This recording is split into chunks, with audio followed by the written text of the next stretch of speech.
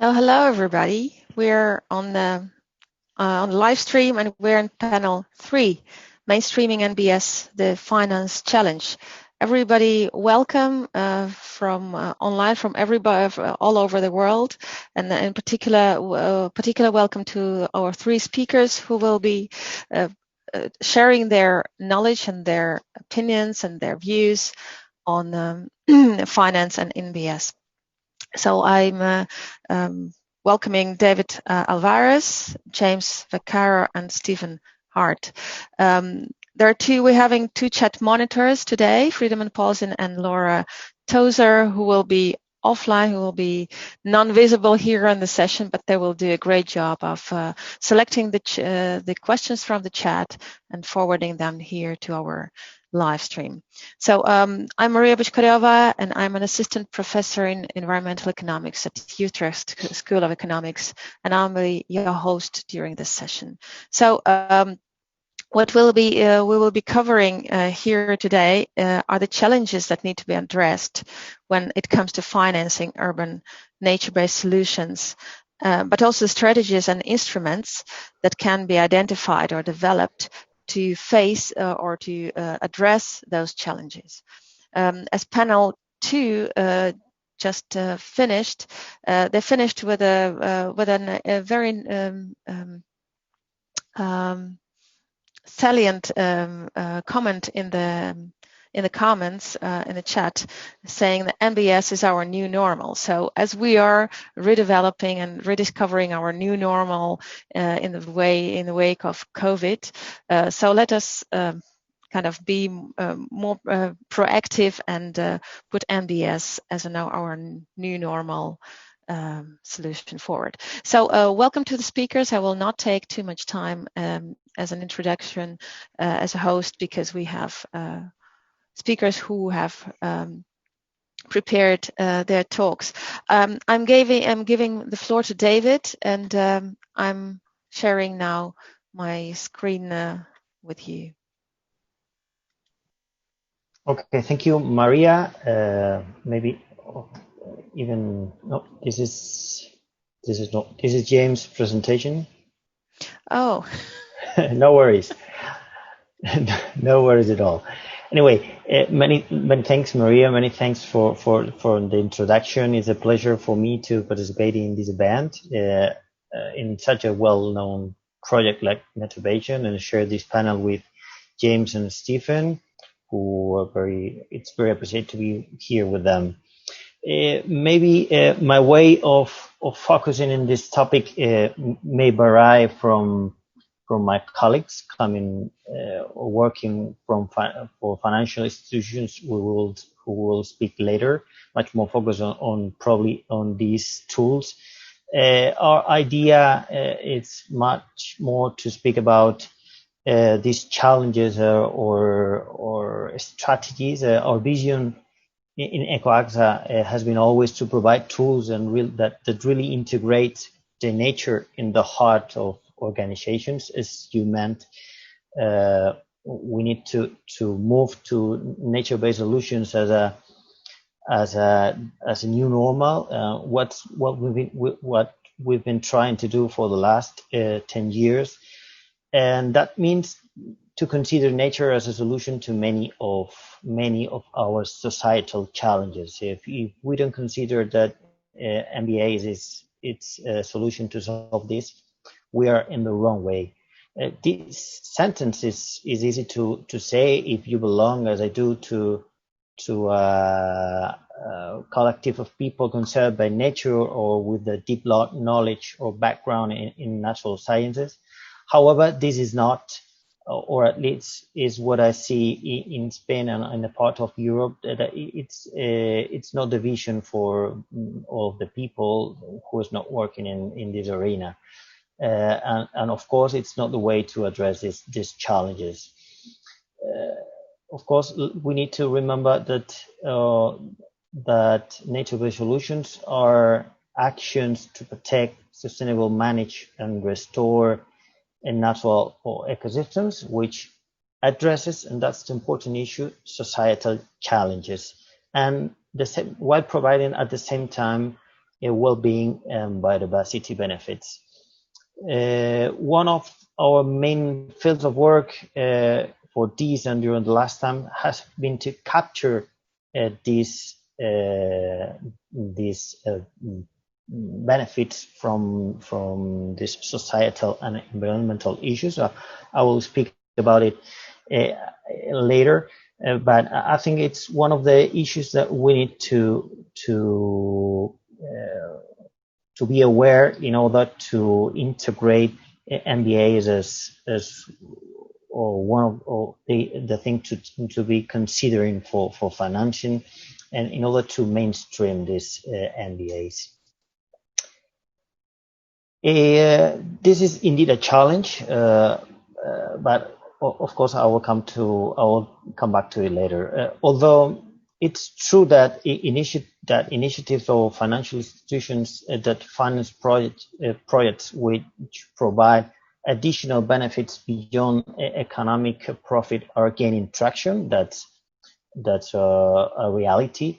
This represents only a small amount of the total investment right now in the market, and probably James and Stephen will provide more figures about how the market is increasing in that way.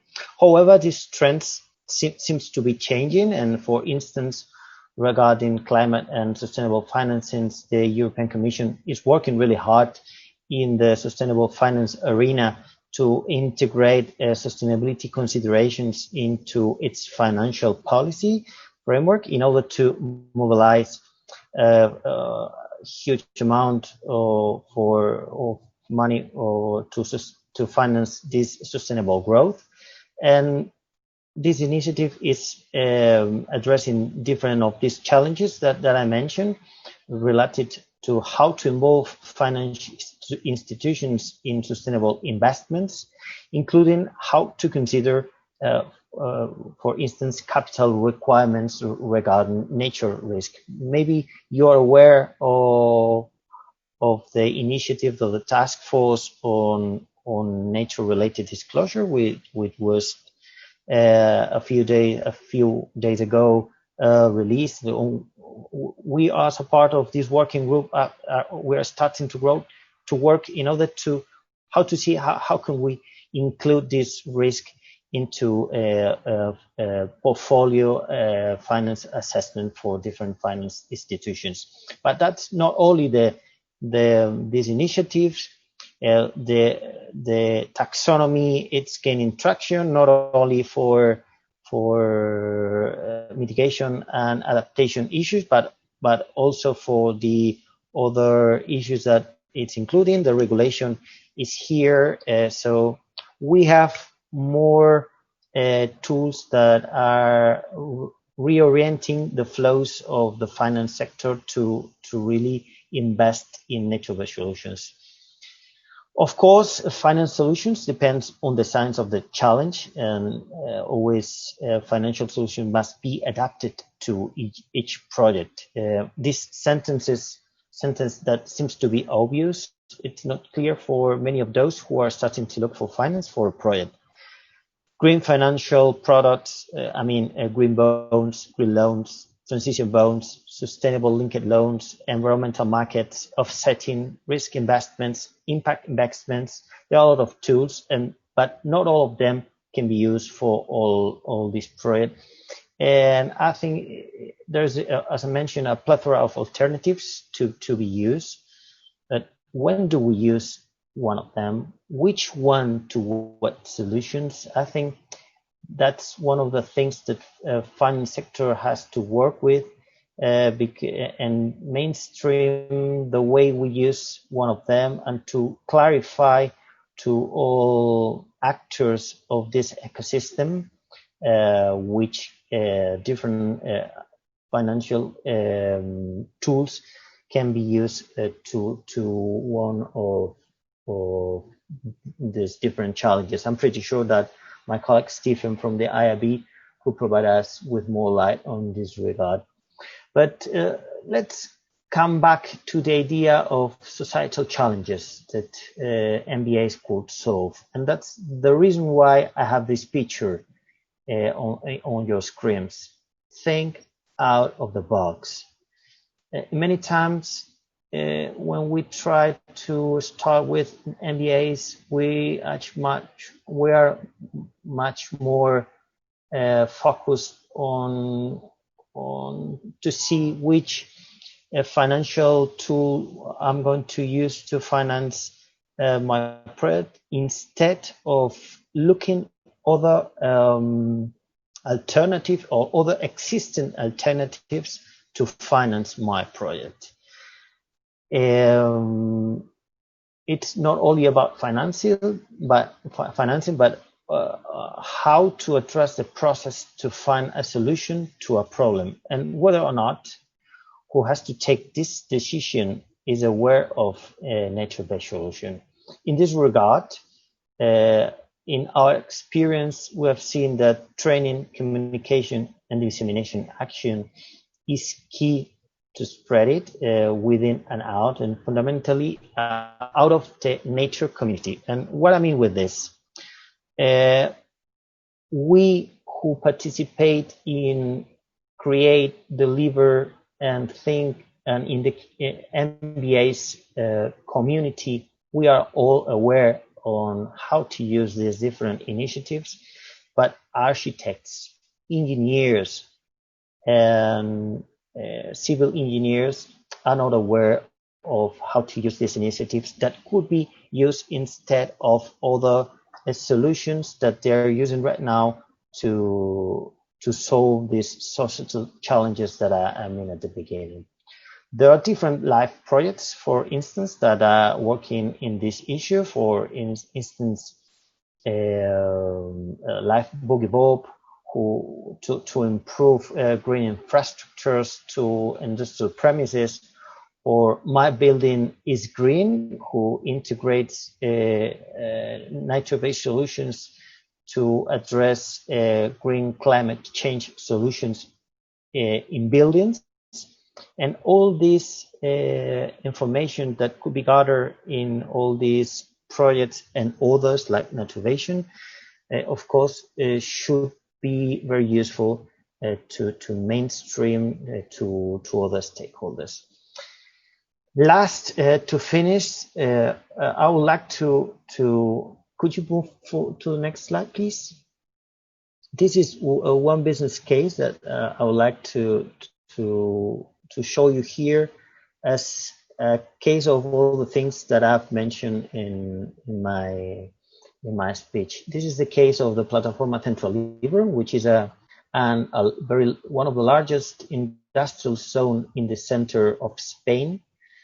This is an amazing project. It's amazing because a lot of things, but one of the main things that make it amazing is that they thought out of the box.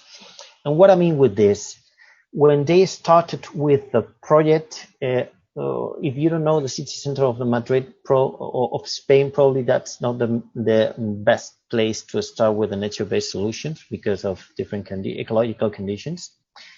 But they thought that they should use these nature-based solutions for try to look for alternatives to what they were doing and to what they need in the construction process. As a result of that, they finally did, and as you can see in the pictures, they have used it for flood control, for water sewage management, and they got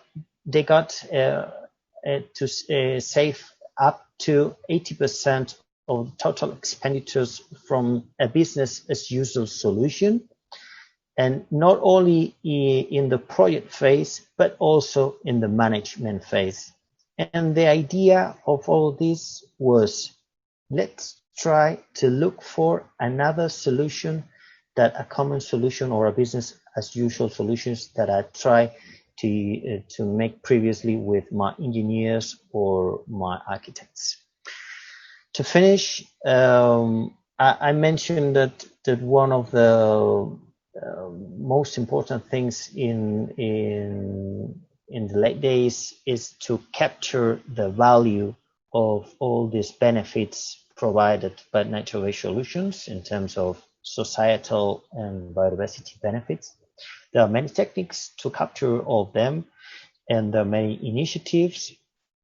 And as was asked in previous panels, there are also metrics for this, so it's something that people has to be aware or have to be aware about all the metrics that we have to capture this. But not only the metrics, the European Commission, it's one of the goals of this period in the Green Deal. Is going to create an accounting methods and accounting model at European, national, and company level to capture all these values, and this information could be very useful not only for investors but also for people who are starting with nature-based solutions in order to see which values are they capturing and how can they change the system and to become or to transform, to shift the nature-based solution, as you mentioned at the beginning, in the new normal, because this is probably what we need for the next years. Thank you so much, and happy to share the panel with you later. Okay. Well, thanks a lot, David. Wonderful. It's great. I mean, out of the box. I mean, how easy can that sound, right? Just to do, not to go directly to the financial institutions for really kind of standard solutions, but doing something else, as you mentioned, training, dissemination, dialogue, going to the actors who can be interested and involve them and educate them. So thanks a lot. I'm introducing the second speaker, who is James Vaccaro, a strategist and a systems thinker with a lot of years of experience, over 20 years in senior management in sustainable banking and investment. And he is a special advisor to Triodos Bank in the Netherlands. I'll do my best to share the right presentation at the moment. So just tell me if that is still going wrong. No problem. I hope. Okay, so yeah. James, the floor is yours. Thanks, Maria. Great to be here. I'll just say a little bit more. I mean, I've been with Triodos Bank for 22 years, and it's specifically a mission-based, positive impact, social environmental bank. And it's part of a movement of more interest in sustainability. And when I started financing organic farms and renewable energy 22 years ago, we were very much alone. I think it was pretty clear now, and I've been part of the group who created the UN Principles for Responsible Banking, is that the finance sector, by and large, now has got much more of a keen interest in sustainability. There's a whole raft of initiatives, voluntary-led initiatives, regulators at a European Union level are now discussing the review of the sustainable finance strategy. There's a lot more interest. However, if you look at the SDGs as a whole, my observation has been is that, well, when starting in renewable energy, no one else was doing it. Now it's become like a commodity. You see solar farms going all across Europe, and actually from a finance point of view, they're all similar to one another. And so it's become more of a commodity thing, to the point that actually access to finance is not the key barrier in transition. If you looked at some other SDGs, and I'd say life on land, life underwater are amongst them, they don't rely on just one technology which plugs and plays and is then scaled up. It's really about a diverse set of stakeholders where multiple impacts are being realized, where you have to contract in order to capture enough of that value in order to realize a project. That's more fragmented. So you've got this community, and all in today's conversation, you're bringing together different partnerships, different communities around the primary stakeholders involved in delivering projects. In finance, you also have a diverse community, from the banks, investors, impact investors, philanthropists, the public finance vehicles who guarantee or take first loss risks. How does that kind of come together? Well, that's also a fuzzy partnership. So I'm now an independent consultant through Repattern, and my whole sort of focus is, how do you bring together these two quite fuzzy communities, the ones who are delivering value and the finance community, together in the right way?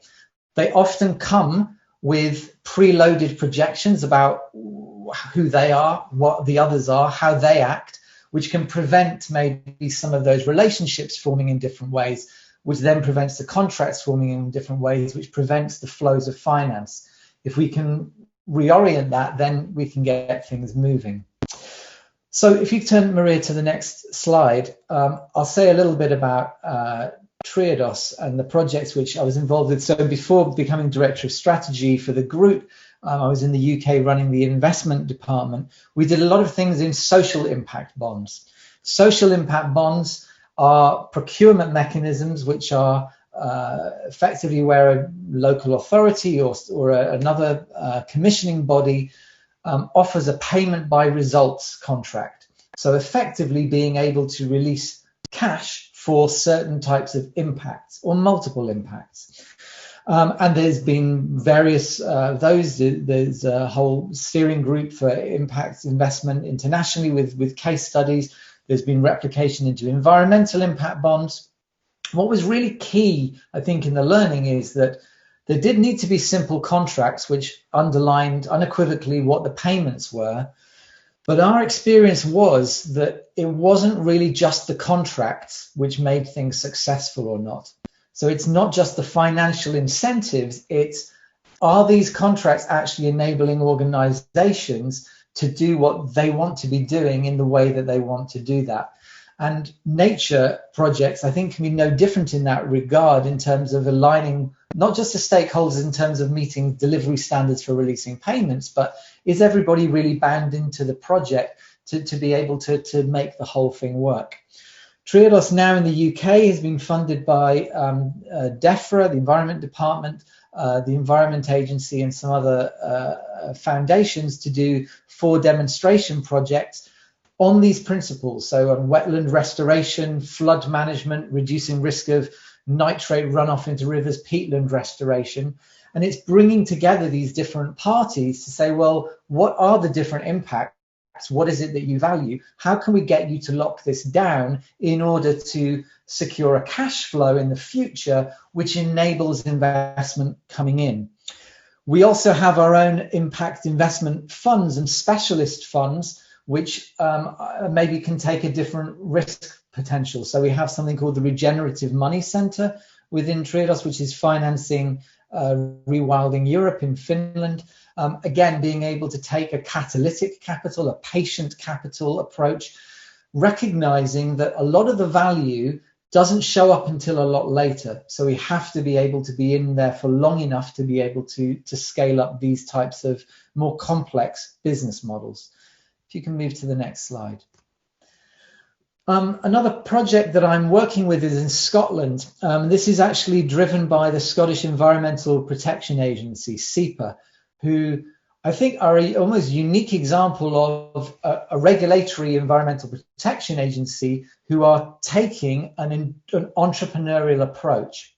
So they've taken the Leven catchment with a river, sort of a post-industrial landscape in Scotland, and formed a vision collectively with a very broad partnership of local councils, businesses, community groups, and looked at a whole place-based range of different interventions. And I think that whole area approach, where if you just do one thing in isolation, you might miss out on some of those additional benefits.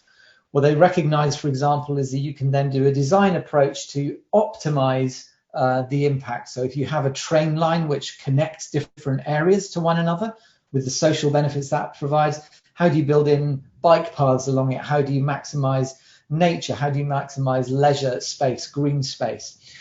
And I think that what's been interesting in bringing that project together is that in the initialization, a lot of the existing stakeholders will think inside the box. If you've been used as a local authority, for example, to, well, either we fund it or we don't, then you either fund it or you don't, because you haven't had an experience of innovative financial institutions trying to work with you in creative ways. The reality right now, though, across not just UK, not just Europe, but the world, is that the response to COVID as to how it will flow through the financial sector and ultimately land in terms of pressures to national governments and local governments is that it is not going to be enough to just be able to have the either we fund it or don't approach. We have to figure out, how do we dance with this other fuzzy constellation in innovative finance to create some of these new blended models to optimize what public finance can release from the financial sector. Once we've established the value which can be realized and shared, then we can create some of these business models that others are more familiar with. If you move to the next slide. I think that in finance, the one of the things which is often kind of desired most of all is, well, where's the standard? Where's the certification? How do we know that what we're doing really works? This is an example of a scheme. This is from so Building with Nature, excuse me, is offering a certification model for different construction companies based upon a design, a delivered ability to be able to integrate nature and biodiversity. And this is a picture of a motorway services station near to where I lived. It's up in Gloucestershire. Here with a green roof, lots of integrated nature. One of the excellent designs, and that enables at least a language. It's a signalling for finance to be able to understand at least some of these benefits, and for those who are impact motivated, at least be able to know which kind of pools to fish in. If you go to the next slide. However, in terms of accounting, things are a little bit more fuzzy. We've heard of tools of Encore. David mentioned the TNFD. I think that in terms of being able to account for, well, what is the value realized, this is very complicated. There are now initiatives. This is one started in the Netherlands, the Partnership for Biodiversity Accounting and Financials, looking at some of the positive impacts that financial institutions could be contributing towards.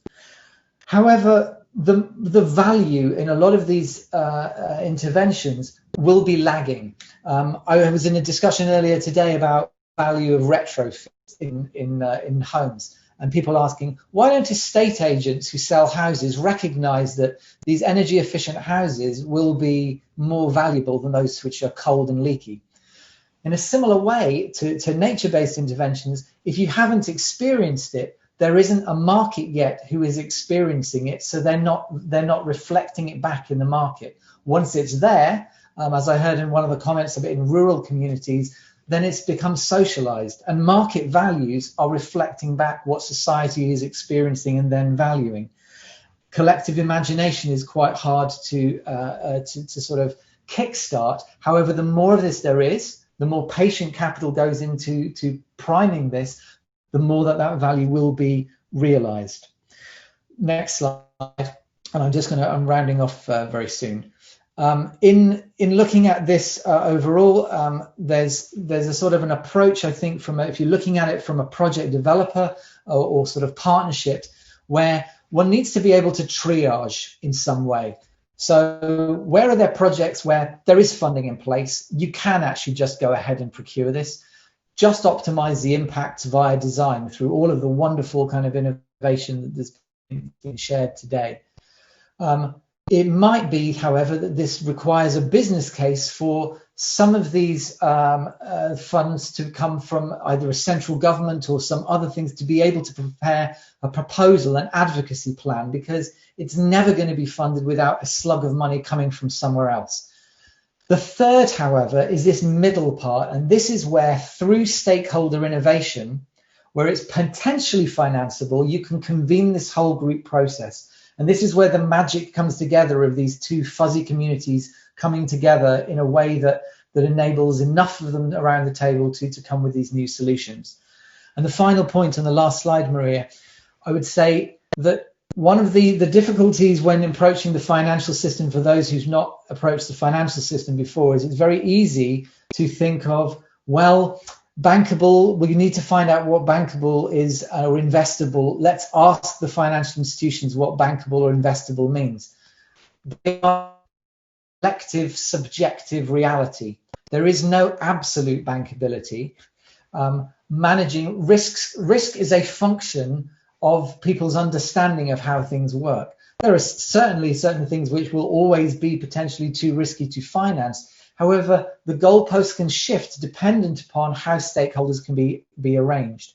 And I think bringing financial players into the development process early enough, even when the projects are all fragmented and there's not a big market to talk about, is one of the keys in unlocking a stream of projects which can be financed in more flexible ways to be able to optimize the finance sector involvement in scaling nature-based solutions. Thank you.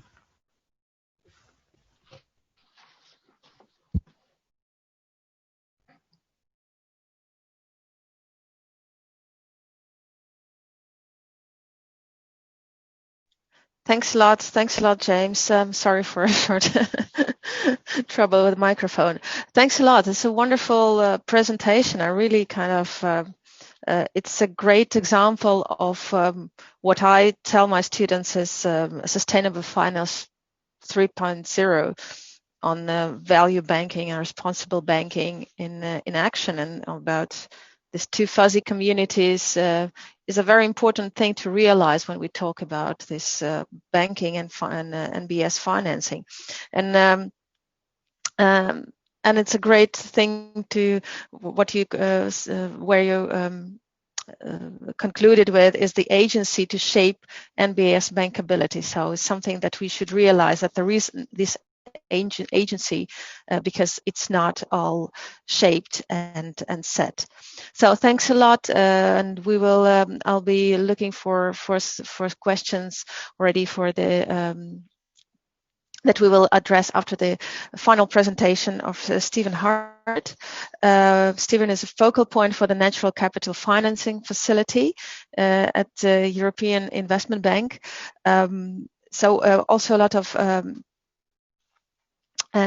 piece in biodiversity and nature-based climate adaptation. So the floor is yours, and yes, let's hear your talk, Stephen. Well, thanks a lot. I'm thinking to build a bit on James's energy and some of his ideas, actually, because I think we strongly agree with some of the points he's making. Just a bit about EIB. EIB is the European Union's long institution. What does that mean? It means that we are part bank, part public institution, and it makes us a very sort of special player in this space because we're not bound to taking the most profitable thing on the table, but we actually have a choice. We can actually follow some kind of policy logic. The NCFF, the Natural Capital Financing Facility, was set up about 5 years ago as a joint European Commission EIB instrument to test the viability of repayable finance for biodiversity and climate change adaptation. And we've learned a lot of lessons, actually.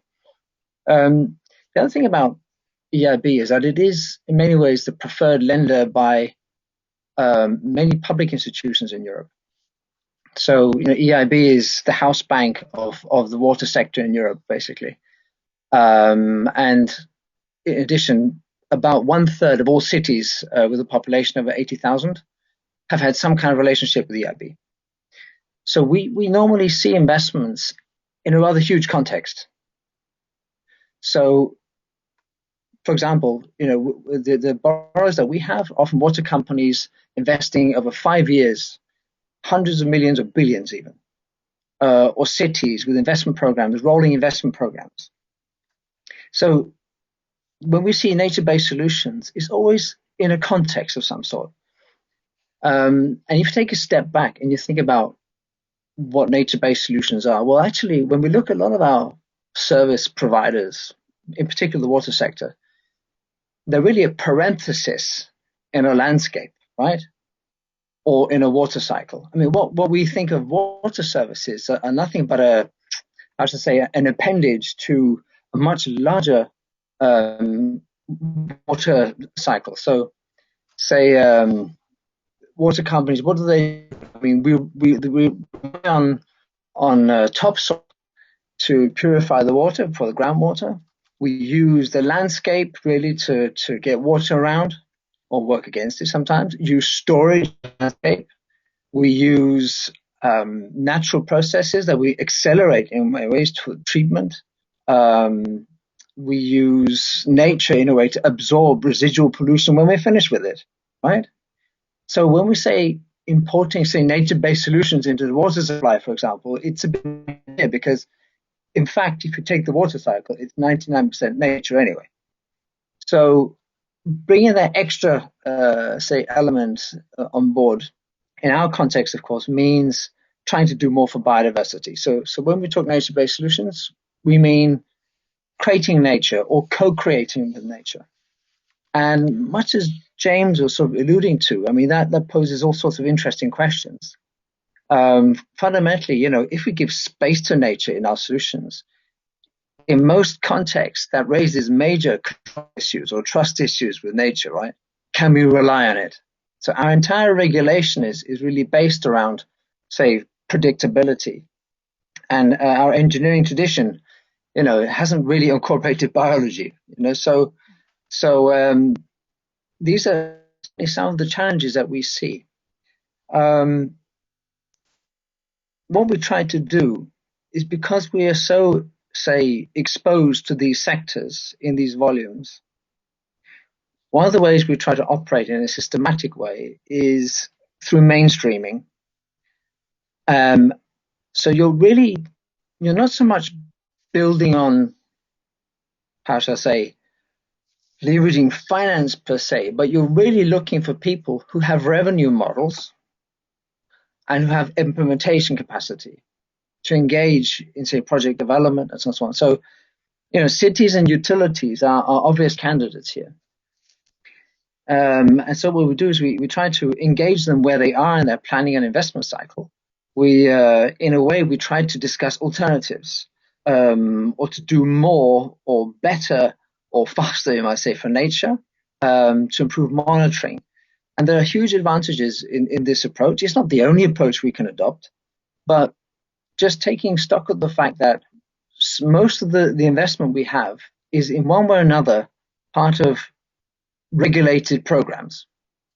Some countries have formal regulators, others have it more sort of informal, say, in public sector. But nevertheless, there's always a process, a long process of, say, planning, design, and say, investment.